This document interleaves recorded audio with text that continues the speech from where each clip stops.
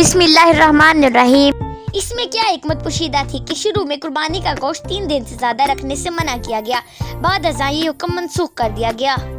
हज़रत सलमा बिन अकू से रवायत है कि रसूलुल्लाह सल्लल्लाहु अलैहि वसल्लम ने फरमाया, तुम में से जो आदमी कुर्बानी करे तो 3 दिनों के बाद इसके घर में इसकी कुर्बानी में से कुछ भी न रहे। तो जब अगला साल आया तो सहाबा ने अर्ज किया, ए अल्लाह के रसूल, क्या हम उसी तरह करें जिस तरह पिछले साल किया था, यानी 3 दिन से ज्यादा कुर्बानी का गोश्त इस्तेमाल ना करें। तो आप सल्लल्लाहु अलैहि वसल्लम ने फरमाया, नहीं, क्योंकि उस साल ज़रूरतमंद लोग ज़्यादा थे तो मैंने चाहा कि कुर्बानी के गोश्त में से इनको भी मिल जाए। एक दूसरी जगह इरशाद फरमाया, मैंने तुम्हें कुर्बानी का गोश्त 3 दिन से ज़्यादा इस्तेमाल करने से मना किया था, अब तुम गोश्त रोक के रखो और जब तक चाहो इसे इस्तेमाल करो। फरमाया, कुर्बानी का गोश्त खाओ भी, खिलाओ भी, जमा कर लो या रख छोड़ो, ये सब तुम्हारी मर्जी है। सही मुस्लिम अहदीस नंबर 5103 और 5108। वीडियो पसंद आए तो चैनल सब्सक्राइब कर लें।